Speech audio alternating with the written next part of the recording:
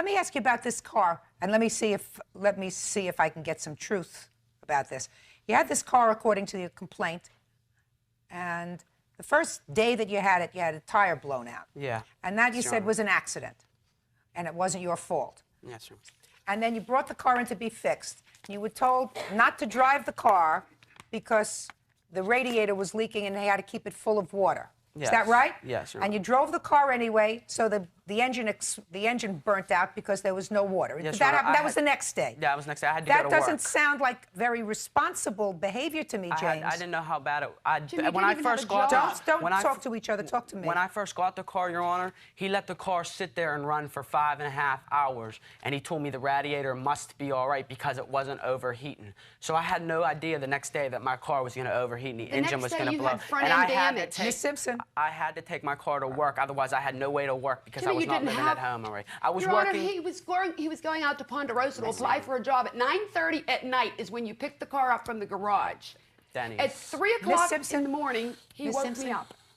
You're going to get very upset, and I'm going to tell you that I haven't dealt with a young person like this in a long time because he absolutely believes that everything he did was right.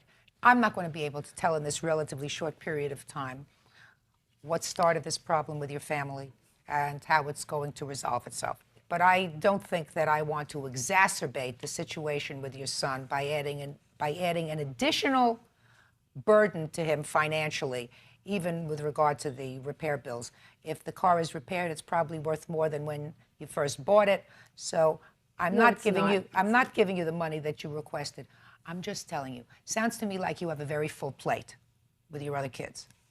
James wants to try it on his own. He may or may not be successful. You have to keep the door open for him. I have, Your Honor. Your mother, listen to me.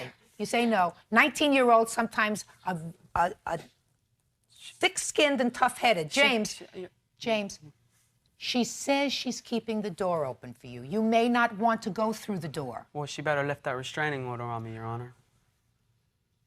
You may not want to go through the door, James, but the door is open. I don't think you should cut off your family. That's a big mistake. I didn't cut off my family, Your Honor. Let it go for now. He's too angry. Right now, you are the target of his anger. So I think you better let it go. All right, this case is dismissed. That's all. Thank you. Thank you, Your Honor. Party's excused. Step out, please. She says she's trying to help me and help me out. She's not, when she helps me out, she takes the stuff back that she helps me. And when she does help me out or tries to, it's like only when it's convenient for her. James, that's not true when it's convenient for me. I've done many things for you when it's in. Jimmy, look at me. You know that I have. And what's the one thing I've always told you? That you love me. That's right. I've always told you that I love you. And it's never been when it's convenient for me to love you. It's been very hard to love you. But you're my son and I love you. And I don't want to hurt you. All I want is for you to grow up and have some responsibility in life. It's all I want.